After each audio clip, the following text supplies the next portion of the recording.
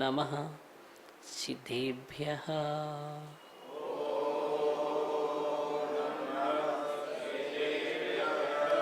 ॐ नमः सिद्धेभ्यः।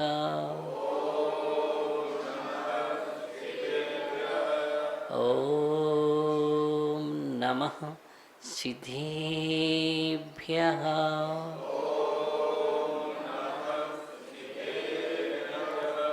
जय मंगलबोधायं विमलाडं नाड़िदसरोमयाडं तिलोहिसेहिराडं नमोसया शौविसिद्धाडं नमो अरिहन्ताडं नमो सिद्धाडं नमो आयिरेयाडं नमो उवज्यायाडं नमो लोये सविसाहुडं। अनंतरन सिद्ध परमेश्वरी भगवान के देवादिदेव पेखजराट मूल नायक भगवान वास पूज्य स्वामी की देवादिदेव पेखजराट आदि ब्रह्म आदिनाथ भगवान की देवादिदेव पेखजराट परम इष्ट शांतिनाथ भगवान की देवादिदेव पेखजराट शासन नायक भगवान महावीर स्वामी के परम पूज्य आचार्य भगवान कुंद कुंद स्वामी के परम पूज्य आचार्य भगवान मानतुंग स्वामी की परम पूज्य आचार्य भगवान गणाचार्य गुरुदेव वीराक्षर जी महामुनि राज की परम पूज्य आचार्य भगवान विशुद्ध सागर जी मुनिराज की ढाई दीप में विराजमान तीन गम 9 कोटि मुनिराजों की द्वादशांग जिनवाड़ी माता की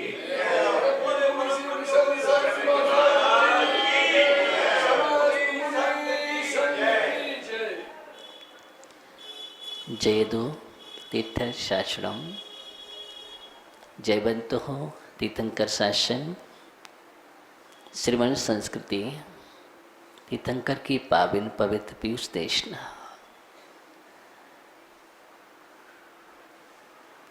हम जीवन को सुंदर सुप्रभात प्रसन्न मनः उल्लास उमंग साहसी और पुरुषार्थशील आदि अनेक गुणों से आप्लावित करने के लिए निरंतर ही भगवान की भक्ति आराधना कर रहे हैं। प्रातःकाल से लेकर हम भगवान की भक्ति में डूब जाते हैं। हमारे अंदर निश्चित ही आस्था है, श्रद्धा है और आस्था और श्रद्धा ही सबसे ज़्यादा महत्वपूर्ण है।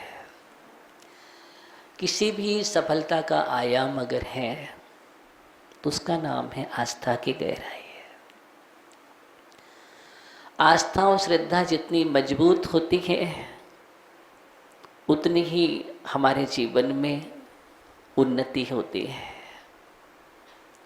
क्योंकि ये बात सत्य है कि वृक्ष की जड़ जितनी गहरी होती है वृक्ष उतना ही मजबूत होता है और उसके लिए उतना ही रस मिलता है और उतना ही फलदार होता है, फलीभूत होता है। इसलिए गहराई की बहुत बड़ी विशेषता है जीवन में। हम जितनी गहराई के साथ भगवान का स्तुति करते हैं, स्तोत्र करते हैं, पूजन करते हैं, पाठ करते हैं, जाप करते हैं, अनुष्ठान करते हैं, निश्चित ही वो सभी की सभी चीज़ें हमें उपलब्धि कारक हुआ करती है। क्या होती हैं? उपलब्धि को करने वाली होती है। हम आज ऐसे ही महान उपलब्धि कारक महास्त्रोत को समझने का प्रयत्न करने के लिए आज प्रवेश कर रहे हैं। पहुंचने के लिए, उसमें अवगाहन करने के लिए, उसका रसास्वादन करने के लिए, अनुभूति करने के लिए एक प्रयास का मंगलाचरण हो रहा है। आज से हम देखते हैं एक और राजा भोज का दरबार लगा हुआ है। उस दरबार में अनेक विद्युत समूह बैठा हुआ है। राजा भोज तत्व पिपासु था।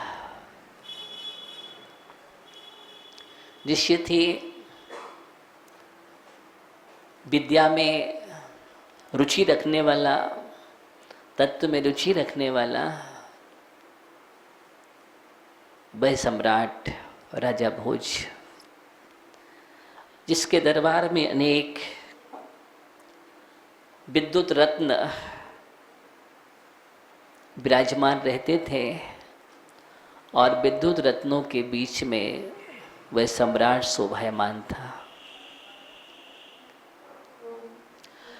और हम देखते हैं, इतिहास भी पढ़ते हैं, बहुत ऐसे सम्राट हुए हैं,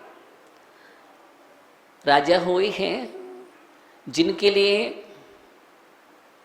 तत्व चर्चा में आनंद आया करता था और तत्व आनंद के लिए अपनी सभा में विद्वानों को रत्न के रूप में रखा करते थे।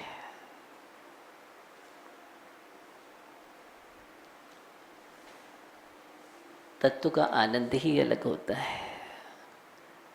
तत्व के बिना हमारा जीवन शून्य है। हम सब कुछ करते रहें, लेकिन अगर तत्व की गहराई में ना पहुँचे अथवा तत्व को समझने का प्रयास ना करें अथवा तत्व को जानने का प्रयास ना करें, या हमारे जीवन में ज्ञानात्मक चर्चाएं ना हो, तो जीवन ऐसा लगता है कि अधूरा है जीवन। आप पूरा जीवन जी लें, लेकिन आपके जीवन में अगर स्वाध्याय ना हो, आपके जीवन में आप बैठ कर के सिद्धांत, अध्यात्म, न्याय, दर्शन आदि की चर्चा ना हो, तो ऐसा लगता है कि मनुष्य जीवन में हमने कुछ किया ही नहीं है। क्योंकि अपनी प्रज्ञा का जागरण करने के लिए, अपनी मेघा को जगाने के लिए, अपनी प्रतिभा को उत्पन्न करने के लिए या प्रखर बनाने के लिए हमारे जीवन में तत्व चर्चा होना बहुत जरूरी है। देखिए, हम जब स्वर्ग की बात करते हैं तो वहाँ पर सौधर बिंद भी अपनी सभा में, सुधर्मा सभा में तत्व की चर्चा करता है। बहुत तात्विक चर्चाएं होती हैं। आगे आप पंचकर्ण प्रतिष्ठा के संदर्भ में आप उस विषय को देखेंगे, समझेंगे। तो ये तो हमारी एक संस्कृति है, एक मानवीय स्वभाव है। क्या है? एक मानवीय स्वभाव है। और जो व्यक्ति तत्व चर्चा नहीं करता है, रस नहीं लेता है, तत्व में स्वाध्याय नहीं करता है, जिनवाणी को नहीं सुनना चाहता है, उसका मन नहीं होता, समझ लेना वो जीव भव्य नहीं है। क्या नहीं है? वो भव्य नहीं है। भव्य की पहचान भी यही है कि जो भव्य वह होता है जो जिनवाणी सुनने का इच्छुक रहता है, जो हमेशा अपने लिए चाहता है कि नहीं, प्यासा बना रहता है जिनवाणी की देशना के लिए, रसपान करने के लिए, गुरुओं की वाणी को सुनने के लिए हमेशा ही कैसा रहता है? प्यासा रहता है। प्यास बहुत जरूरी है, लगना भी चाहिए। अगर प्यास अच्छी होती है, बहुत गहरी होती है, तो पानी पीने का एक आनंद अलग होता है। और उस समय पानी मिल जाए तो राजेश भैया, उस पानी की कीमत समझ में आती है, अमूल्यता समझ में आती है कि पानी कितना मूल्यवान है। और उस पाने के लिए भी, पानी को पाने के लिए प्रयत्न करता है वह जीव। प्यास बहुत जरूरी है जीवन में। हम चाहे भक्ति हो, चाहे स्रोत हो, कोई भी विषय हो, उसके लिए प्यास होना चाहिए। क्या होना चाहिए? प्यास होना चाहिए। और जितनी अच्छी प्यास आपको होगी उतना अच्छा उसमें आनंद आता है। और जिसको प्यास ही नहीं है तो वो पानी की कोई कीमत नहीं है। कितना भी पानी भरा रहे और कितना भी पानी बहता रहे, वो कीमत नहीं समझता है। बह रहा है तो बहने दो, है। ऐसा व्यक्ति उसकी उपेक्षा कर देता है। क्या करता है? उपेक्षा कर देता है। और उससे पूछो, जिसको पानी नहीं मिलता है उससे पूछो पानी की कीमत क्या होती है। एक एक बूंद के लिए तरसता है ना, उससे पूछना। घंटों घंटों लाइन में लगा रहता है, तब कहीं नंबर आ पाता है।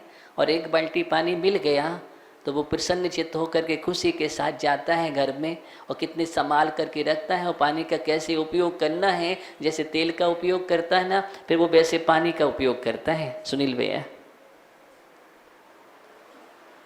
और जिसके लिए पानी की कोई कीमत नहीं है, बहुत सारा पानी मिल जाए तो वो क्या करता है? आराम से बाल्टी की बाल्टी बहाता चला जाता है। और अब तो बहाने की ज़रूरत नहीं है, हमने ऊपर से खोल दिया और झरन वो बह रहा है और आराम से हम स्नान कर रहे हैं। कितना पानी जा रहा है, कितना हम बर्बाद कर रहे हैं, कोई कीमत नहीं है।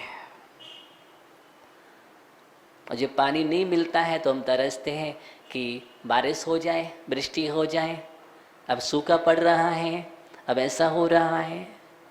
तो एक पानी के लिए भी तरस रहा है, और एक पानी जहाँ बहुत सारा अपार पानी बाढ़ आ रही है, वो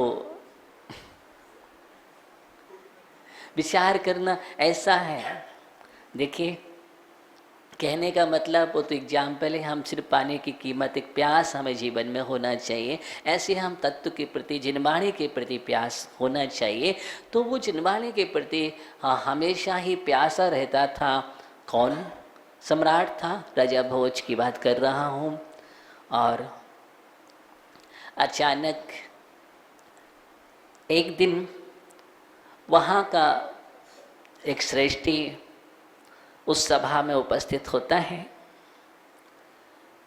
साथ में उसका बेटा भी था। पहुंचा राज दरबार में राजा के दर्शनार्थ। अचानक राजा ने एक प्रश्न कर दिया श्रेष्ठी वर्ग से कि अपने पुत्र को आप पढ़ा लिखा रहे हैं कि नहीं,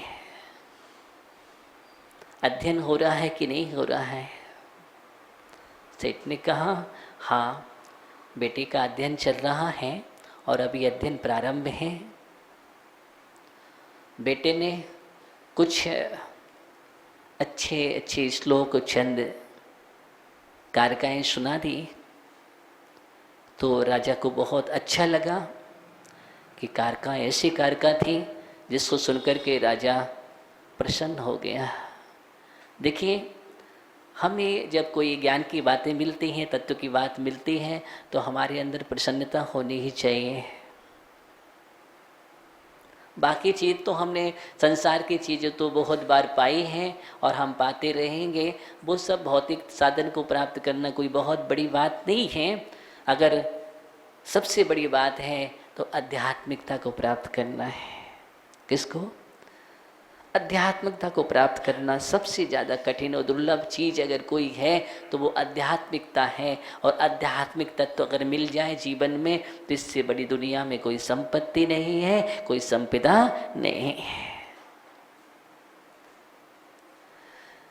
जिस संपदा को पाने के लिए दुनिया की सारी संपत्ति एक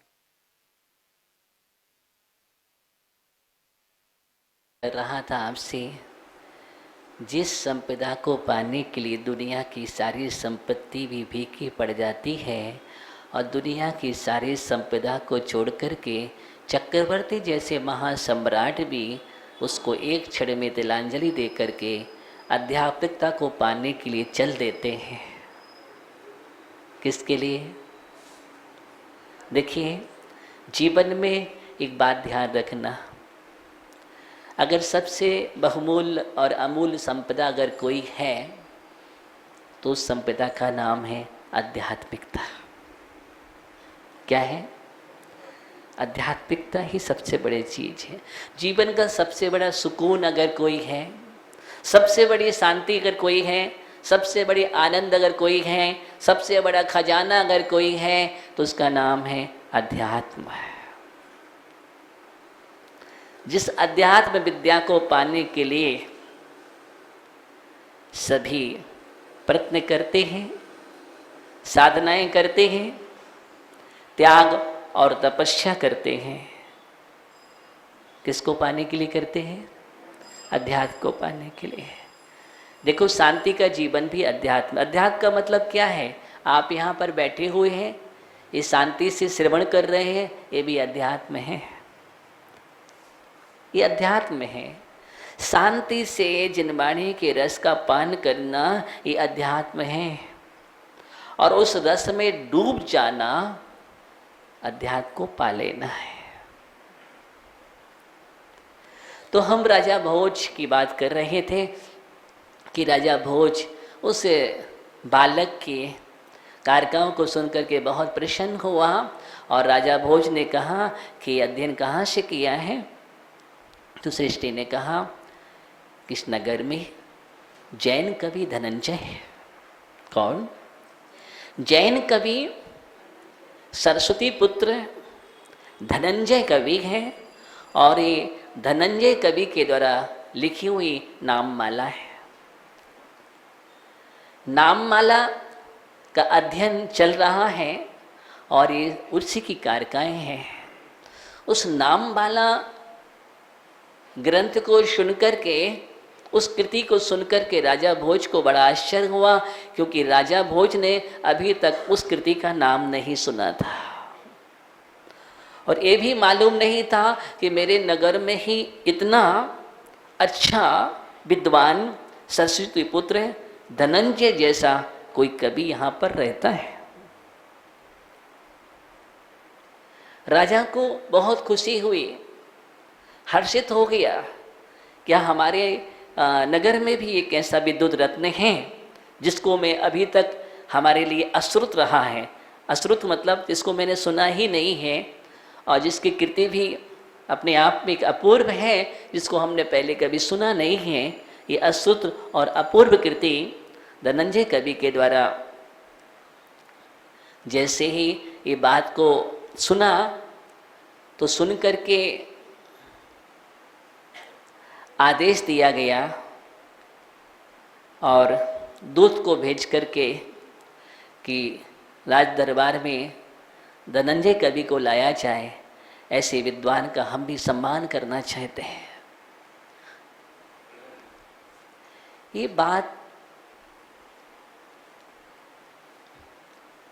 उस दरबार में बैठा हुआ कवि कालिदास को अंदर में नहीं बची कि हम जैसा विद्वान इस सभा में बैठा हो और राजा किसकी बात करता है।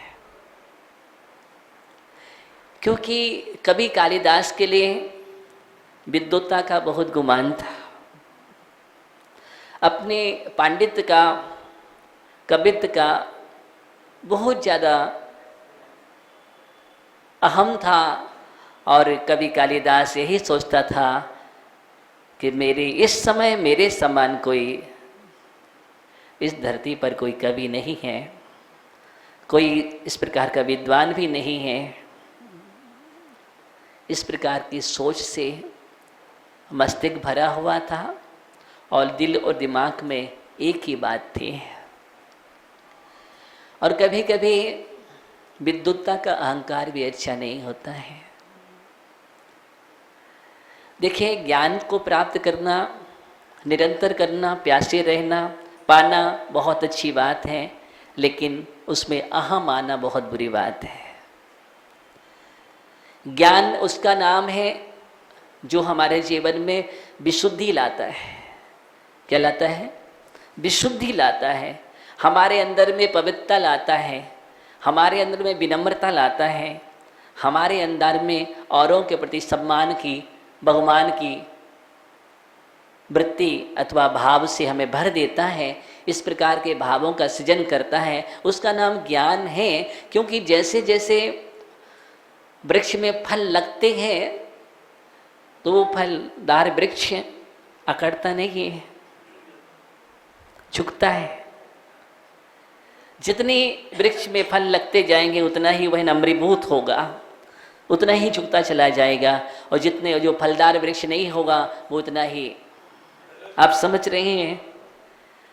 तो जीवन में जितने अच्छे अच्छे गुण आते हैं, जितना अच्छा हमारे जीवन में तत्व ज्ञान बढ़ता है, उतना उतना हम नम्र होते जाते हैं। आप देखना, जितने अच्छे प्रज्ञा पुरुष होते हैं, विद्युत वर्ग होते हैं, जो ज्ञानी होते हैं, वास्तव में ज्ञानी होते हैं, वो अहंकार रहित मिलेंगे। आप देखना, जितने हमारे महापुरुष हुए हैं, बड़े बड़े आचार्य हुए हैं, देखो आप उठा करके आचार्य कुंद स्वामी जैसे महान आचार्यों के लिए, पूज्यपाद स्वामी के लिए, समंतभद्र स्वामी जैसे महान आचार्यों के लिए, उमा स्वामी जैसे महान आचार्यों के लिए हम जब देखते हैं, इनके ज्ञान में कहाँ लगता है कोई,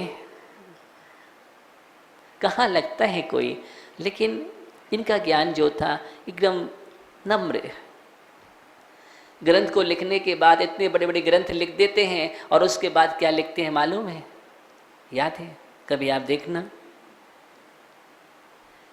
वो अंत में लिख देते हैं कि मैंने अपने अल्प ज्ञान से लिखा है, और विद्युत वर्ग जो हैं, विशेष ज्ञानी हैं, उसका सुधार, हाँ, सुधी सुधार पड़ोस भी तरु सुत धरेणे। मैं तो थोड़े से सुत को धारण करने वाला हूं,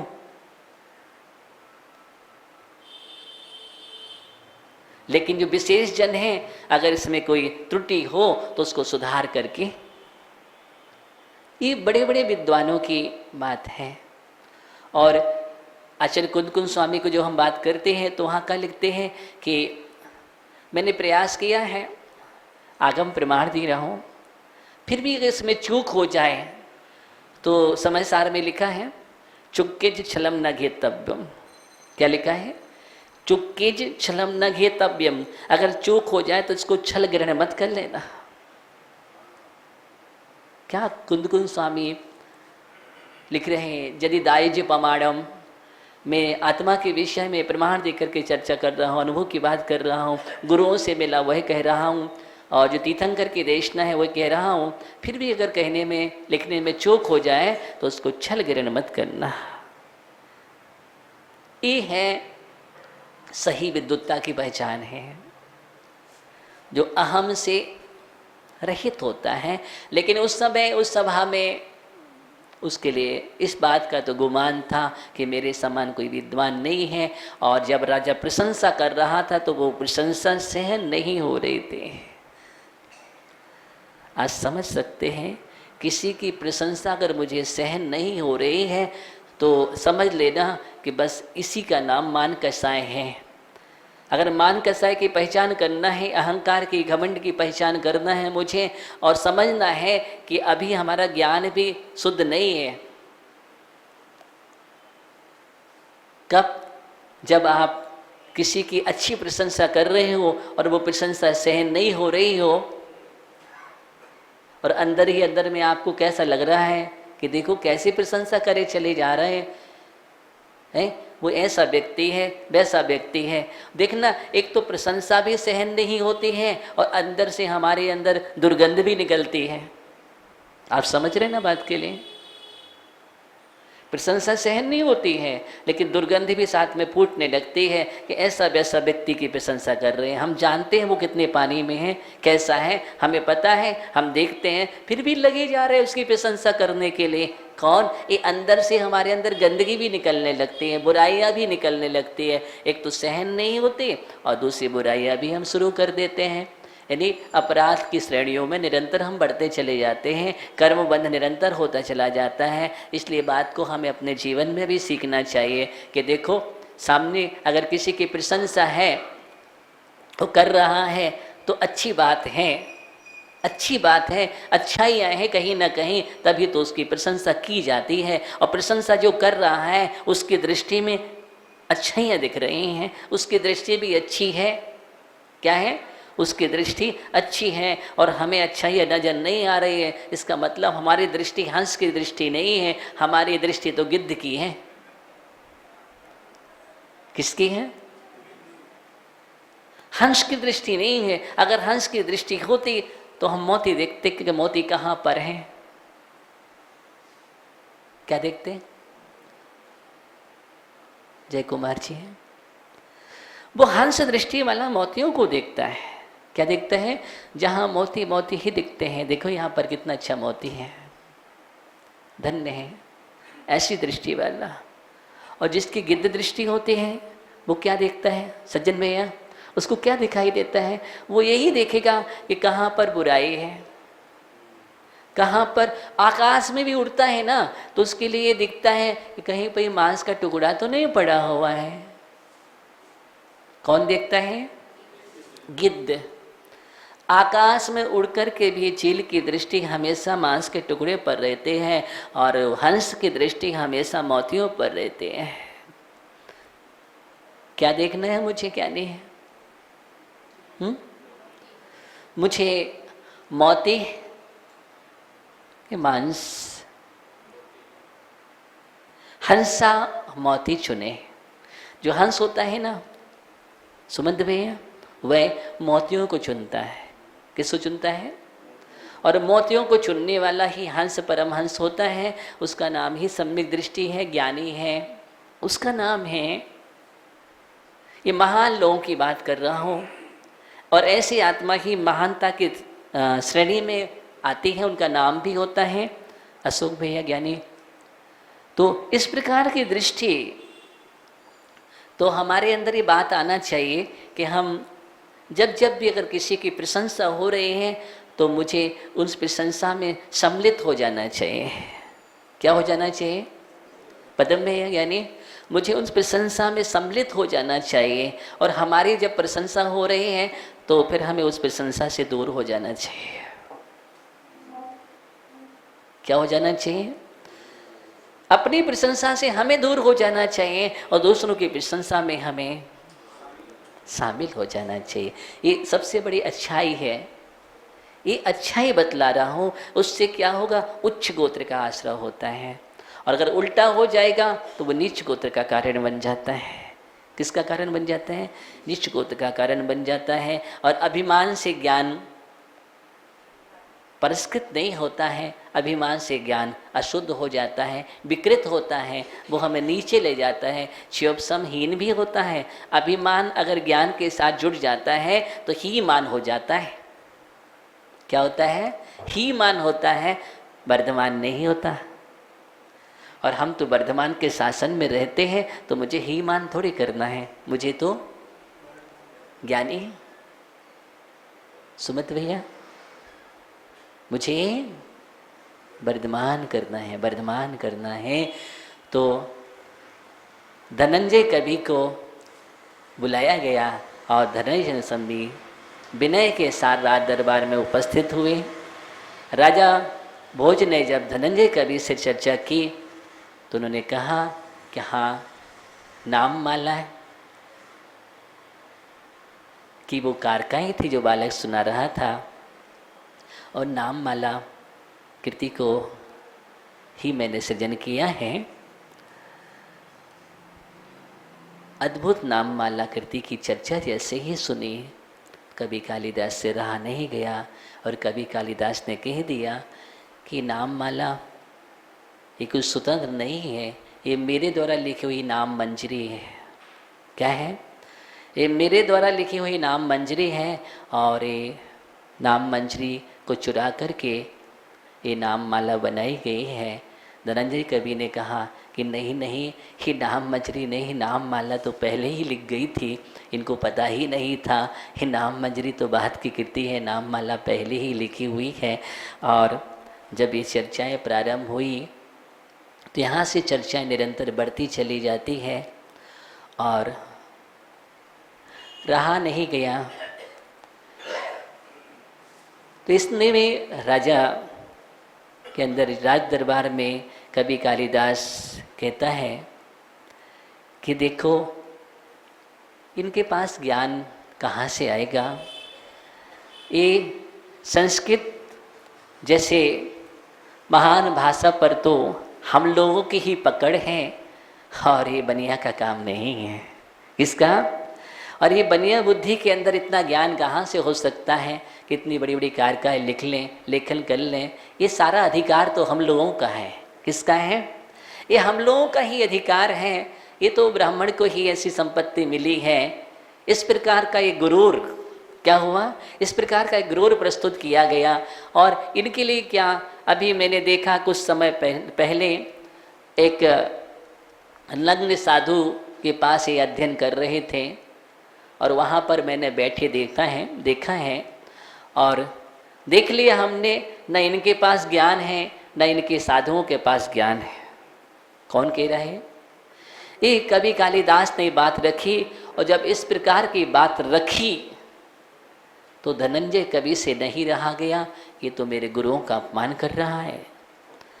तब एक ओजपूर्ण वाणी में धनंजय कवि ने वो राज दरबार में बात रखी और ओजपूर्ण तरीके से प्रस्तुत की कि नहीं, किसके लिए आप कर रहे हैं? आप ऐसे निर्गंध गुरुओं की बात कर, जानते हो निर्गंध गुरु क्या होते हैं? आपने निर्गंध गुरुओं के ज्ञान को कभी जाना ही नहीं है। उनके ज्ञान के समक्ष तो तुम्हारा एक बूंद के बराबर भी नहीं है। तुम धूल के बराबर नहीं हो। किसके? तुम धूल के बराबर नहीं हो तुम्हारा ज्ञान, और तुम गुरुओं का अपमान कर रहे हो अपने ज्ञान के अभिमान में चूर होकर के। धनंजय कवि से नहीं रहा गया। और स्वाभाविक है, सच्चा भक्त तो वही होता है, अगर गुरु पर कोई आवाज देता है तो वो सहन नहीं कर सकता है, उसी का नाम सच्चा भक्त है। अगर कोई हमारे गुरुओं का अपमान करने लग जाए और हम सुन लें तो समझ लेना कि हम भक्त नहीं हैं, हमारे अंदर श्रद्धा नहीं है और जैनत्व भी नहीं है। इसलिए दिगंबर मुनियों पर अगर कोई शब्द भी उछालता है तो हम उसका जवाब फिर अच्छी तरह से देते हैं। आप जानते हो किन की बात कर रहे हो, जिनके हम समक्ष तो बड़े बड़े बृहस्पति भी नहीं टिक सकते हैं, तुम उन गुरुओं की बात कर रहे हो। है आज तक दिगंबर गुरुओं से कोई जीत नहीं सका। दिगंबर गुरुओं के सामने जब जब भी बड़े बड़े शास्त्रार्थ हुए तो बड़े से बड़े दिग्नाग जैसे विद्वान भी परास्त हो जाया करते हैं। कभी सुना है दिग्नाग नागार्जुन जैसे विद्वान भी धराशायी हो जाते हैं। जब समुद्रभद्र स्वामी जैसा आचार्य पूरे देश में शास्त्रार्थ करने के लिए सिंहनाद करता है तो बड़े से बड़े विद्वान भी हाथ पैर ढीले हो जाते थे, कांपने लगते थे कि अब समुद्रभद्र के सामने कोई टिकने वाला नहीं है। ऐसी गर्जना करते थे। ऐसा सरस्वती पुत्र समुद्रभद्र स्वामी आप कभी सुनना। ऐसे तो जैन दर्शन में बड़े बड़े आचार्य हुए हैं। जैसे गरुड़ की आवाज से सर्प के बंधन ढीले हो जाते हैं, कभी आपने सुना? और चंदन से लिपटे हुए जो सर्प होते हैं ना, वो भी बंधन छोड़ करके भागने लगते हैं गरुड़ की आवाज से। वैसे ही ये दिगंबर साधुओं की आवाज एक गरुड़ की आवाज, और विषैले सर्प तो इधर उधर भागने लगते हैं। ये बात जैसे ही धनंजय कवि ने कहे, कवि कालिदास शास्त्रार्थ करने के लिए तैयार हुआ। धनंजय कवि ने भी चुनौती दे दी। विजय भैया ज्ञानी।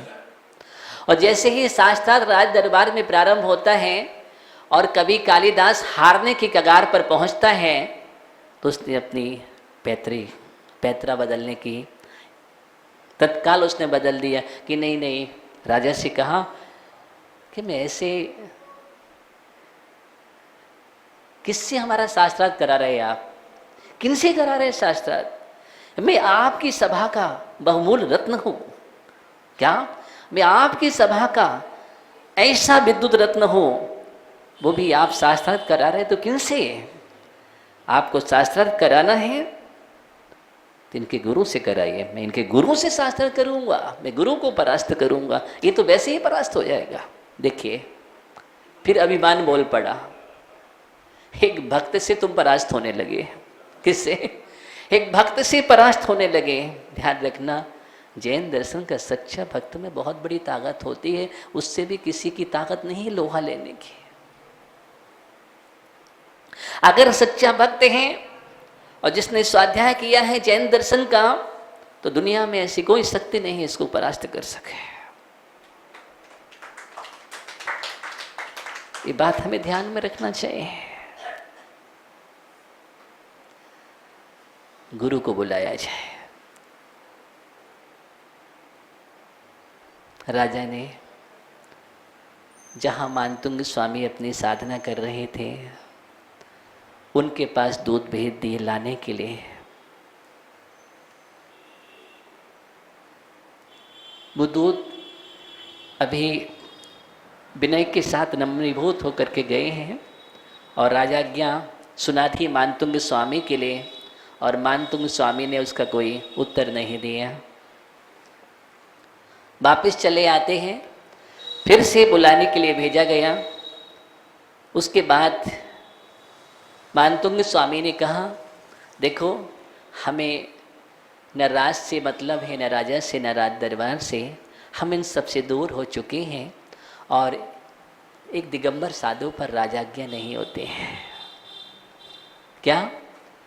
एक दुनिया में दिगंबर साधु ही ऐसा साधु है जिस पर कोई राजाज्ञा नहीं चलती है, क्योंकि इन सबसे दूर है, न उसको सत्ता से मतलब है न सत्ताधीश से मतलब है। सबसे निष्प्रह साधना करने वाला दिगंबर संत हुआ करता है, जिन्हें इस लोक से कोई मतलब नहीं होता, आत्मलोक से मतलब होता है। इससे आत्मलोक में डूबने वाला, अपनी अध्यात्म की साधना करने वाला, 100 पर कल्याण के लिए तत्पर रहने वाला, ऐसा दिगंबर संत हुआ करता है। ये बात जैसे वहाँ पर की गई, वापिस राजा को मुर्राज के वचन सुनाए गए। ऐसा 2-3 बार प्रयास किया गया, लेकिन मुर्राज चलने के लिए तैयार नहीं हुए, क्योंकि मुर्राज स्वाभाविक राज दरबार में नहीं जाते। उनको क्या करना है राज दरबार से? हाँ, अगर किसी को आना है तो उनके दरबार में पहुंचो। उनके दरबार में ही हमेशा सम्राट चक्रवर्ती जाया करते थे। सम्राट चक्रवर्ती के दरबार में कोई संत नहीं जाता, दिगंबर संत। कभी आपने सुना चक्रवर्ती हमेशा गया, सम्राट हमेशा गए? अगर जंगल में उपदेश सुनने जाना है प्रजा के साथ तो सम्राट जाया करता था। हे दिगंबर साधु की एक अपूर्व और विलक्षण अद्वितीय प्रतिभा और ये पहचान है। आपने देखा ये सब एक विशेषता है, कभी कभी प्रसंग बसात अलग बात है, लेकिन ये विशेषता है।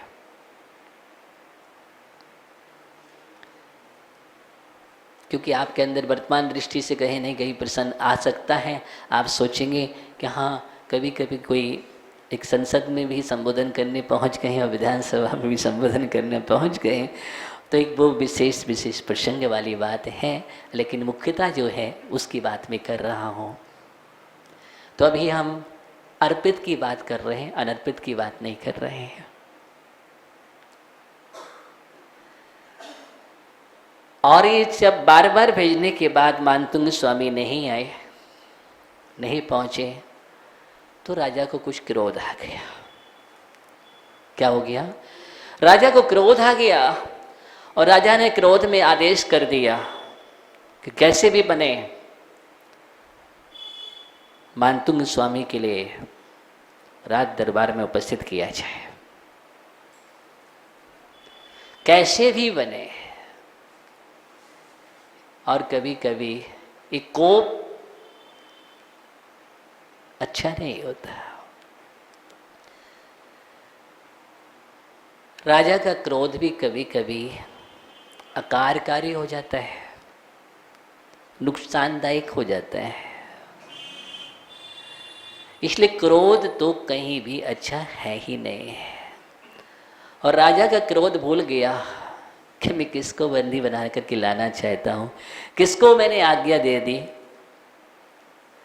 कि मुर्राज को कैसे भी राजसभा में पहुँचते हैं, सेना के सदस्य पहुँच करके उनको कैसे भी जबरदस्ती वहाँ से लाया गया। मुर्राज ने मौन धारण कर लिया, उपसर्ग समझ करके। क्या समझ करके? उपसर्ग समझ करके मौन धारण कर लिया। जब जब भी दिगंबर साधुओं पर कोई ऐसा उपसर्ग होता है तो मौन धारण कर लेते हैं, वो प्रतिकार नहीं करते हैं। क्या नहीं करते? दो सबसे बड़ी चीज होती है दिगंबर साधु के पास, ना तो वो प्रतिकार करते हैं और ना प्रतिशोध करते हैं। प्रतिकार प्रतिशोध नहीं करते हैं, वो तो अपना ही निरंतर निरंतर निज की ही शोध में लग जाते हैं। निज की शोध करने में संलग्न हो जाते हैं, वो प्रतिशोध से रहित होते हैं। यही क्योंकि उनको आत्मबोध होता है। और जहां पर आत्मबोध हो वहां पर निज का शोध होता है, प्रतिशोध नहीं होता। प्रतिशोध तो वहां है जहां पर स्वयं का बोध नहीं है।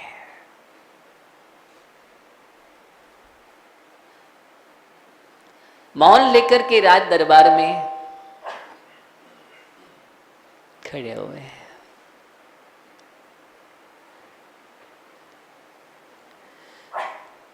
कवि कालिदास तो यही चाह रहा था, क्योंकि उसके अंदर पूर्व पहले से ही जनक के प्रति द्वेष की भावना थी। किसकी? जनक के प्रति द्वेष भावना थी। और उस द्वेष भावना के हमेशा प्रतिशोध की भावना से भरा रहता था। कहीं ना कहीं वो अपमान चाहता था, अवज्ञा चाहता था। लेकिन तुम्हारे देश से कुछ नहीं होने वाला।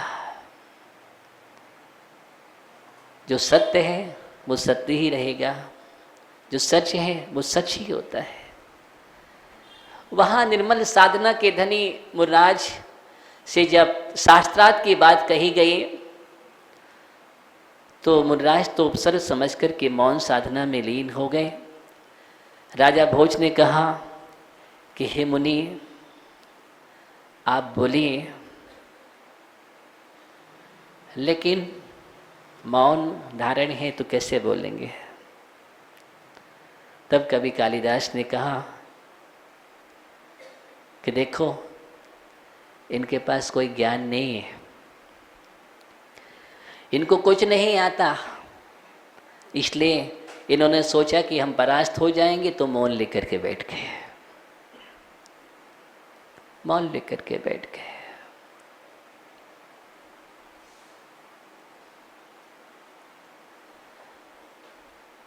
इस प्रकार की जब प्रक्रिया को देखा, राजा ने कहा कि आप दिखाइए जैनत्व में क्या है। अगर इनके पास कुछ है फिर भी मौन रहे हैं वो। उसी समय राजा भोज का और क्रोध बढ़ता गया। अंत में आदेश कर दिया किनके लिए? जंजीरों से और बेड़ियों से बांध करके कारागृह में, और कारागृह में डालने का आदेश कर दिया। और ऐसा कारागृह जिसमें 1 नहीं, 2 नहीं, 3 नहीं, 4 नहीं, 48 दरवाजे के अंदर 48 ताले क्रम क्रम से कितना अंदर जाकर के उस कारागृह में डाल दिया गया।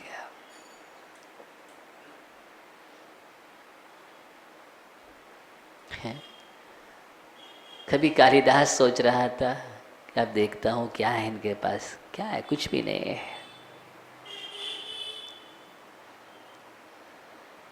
समय, उस समय की घटनाएं हैं।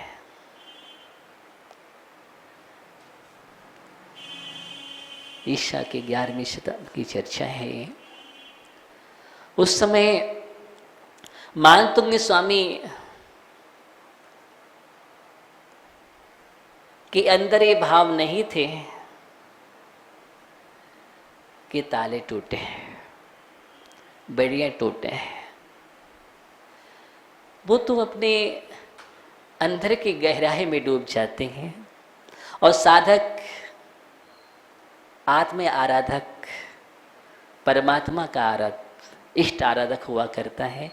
दिगंबर संत के पास या तो आत्माराधना या प्रभु आराधना, क्या आत्माराधना या प्रभु आराधना एक है, और निरंतर इसी में संलग्न रहते हैं वो, और वो अंदर के गहराई में डूब गए। और ऐसे डूबे कि भक्ति का रस वहाँ से फूटने लगा। क्या होने लगा? भक्ति का रस फूटने लगा और एक रसायन तैयार हो गया। क्या तैयार हो गया? भक्ति का रस जब अंदर से फूटा तो एक रसायन तैयार हो गया, एक ऊर्जा तैयार हुई, एक ध्वनि अंदर की तैयार हुई। और उस समय इष्ट के रूप में आराध्य ऋषभदेव सामने हुए। क्या हुए?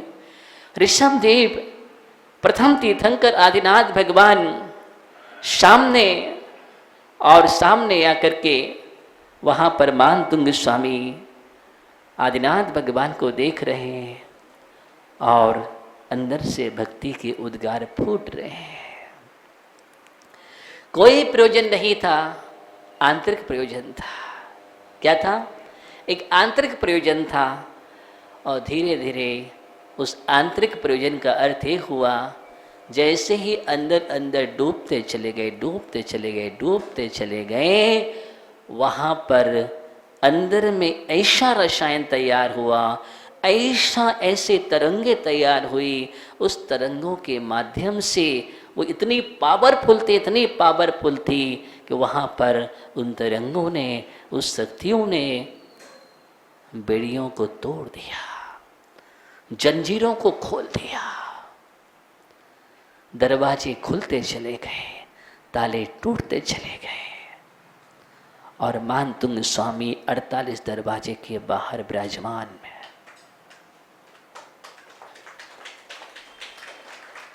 48 दरवाजे के बाहर विराजमान हो गए मानतुंग स्वामी। उनको पता ही नहीं है, और भक्ति के रस में ऐसे डूब गए। आप सोच सकते हैं, क्या ऐसा भी हो सकता है? हाँ, ऐसा भी हो सकता है कि ताले कैसे टूट जाते होंगे। ध्वनि तरंगों में बहुत बड़ी ताकत होती है।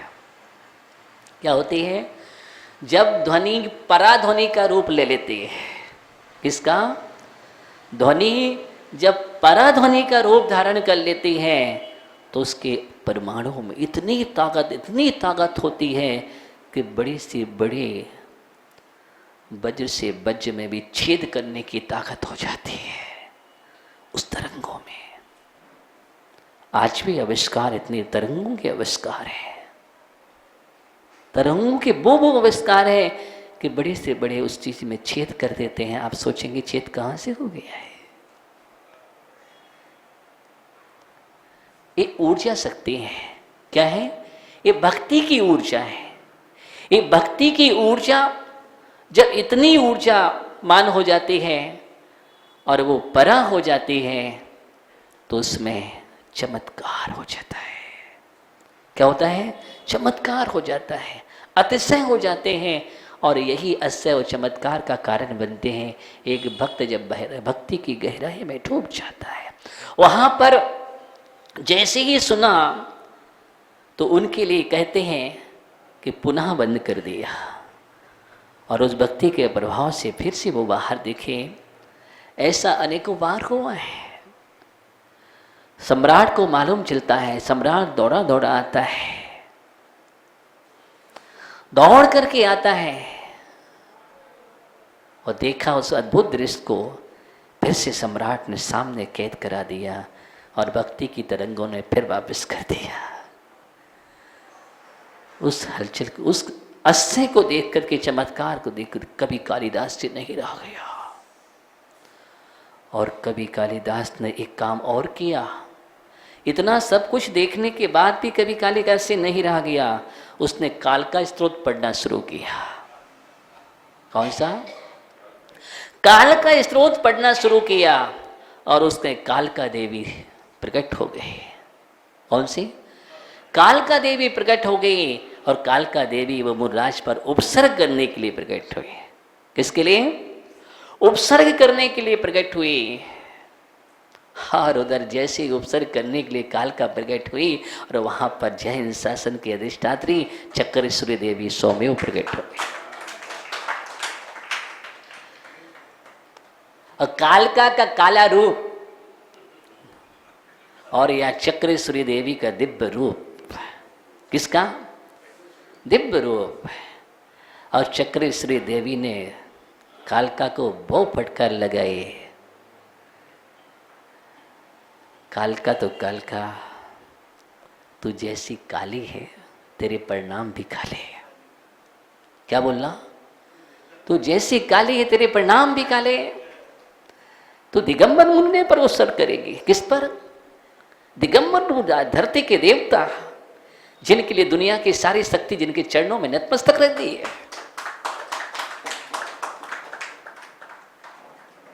सावधान, उपसर्ग करने का विचार भी मत कर लेना।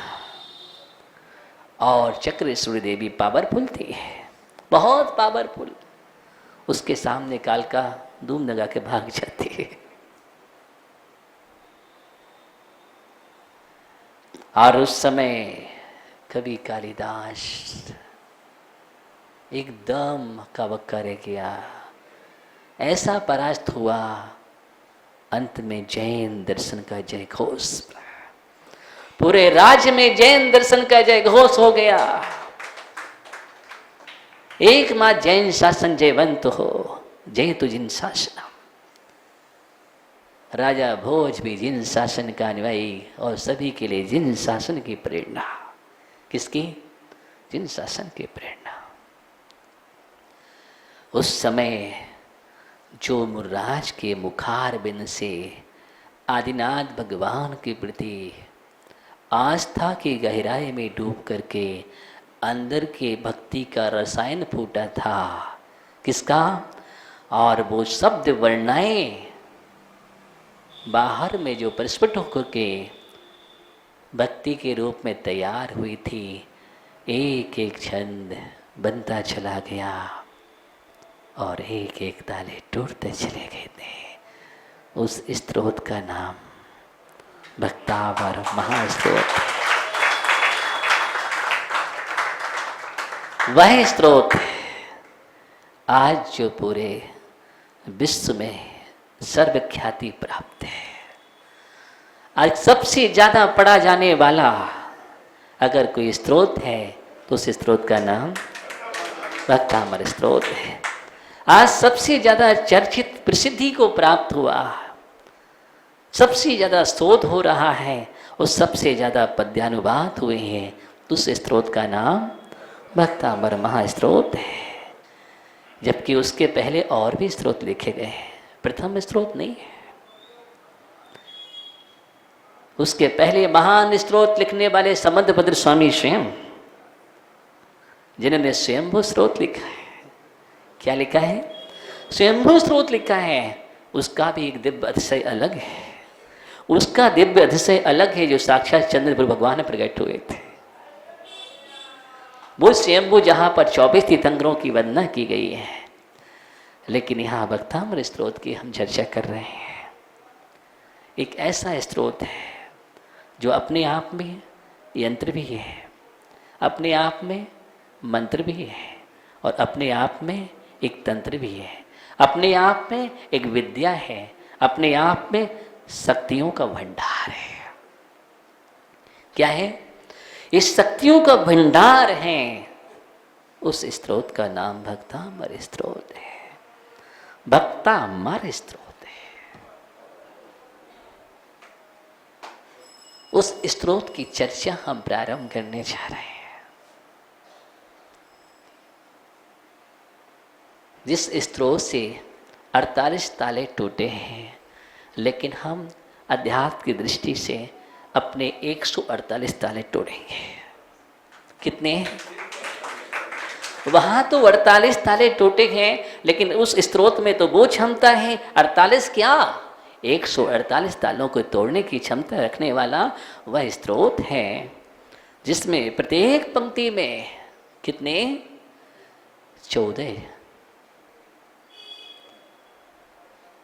14 अक्षर। एक काव्य, एक छंद काव्य में, एक छंद में 56 अक्षर है। पूरे स्त्रोत में 2688 अक्षर है, 4032 मात्राएं हैं। ऐसा स्त्रोत है। एक पंक्ति में 14 अक्षर, 14 गुणस्थान की बात कर रहा है। किसकी बात कर रहे हैं? 14 गुणस्थानों को पार करके, ओहो, 14 गुणस्थान में जब हम पहुंचेंगे तो अपने आप 148 ताले टूटते चले जाते हैं।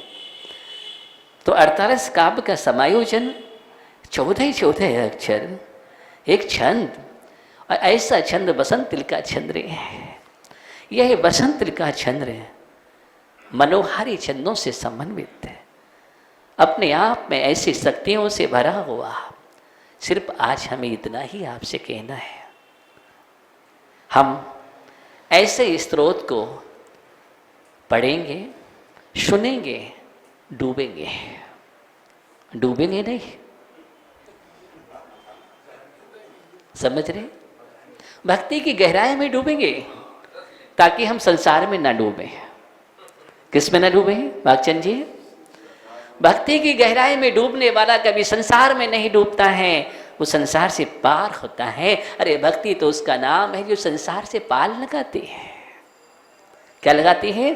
संसार से पार लगाने वाली भक्ति है। संसार समुद्र से तैरने की कला, उसका नाम भक्ति है। भक्ति एक सेतु है। क्या है? भक्ति एक सेतु है और मुक्ति में एक हेतु है। उसका नाम भक्ति है। हम ऐसी भक्ति का यहाँ पर अंदर से रसायन फूटे। क्या फूटे? मैं चाहता हूँ रसायन फूटे, उस भक्ति से अशुभ परमाणु के ताले टूटते चले जाएं, जंजीरें खुलती चली जाएं।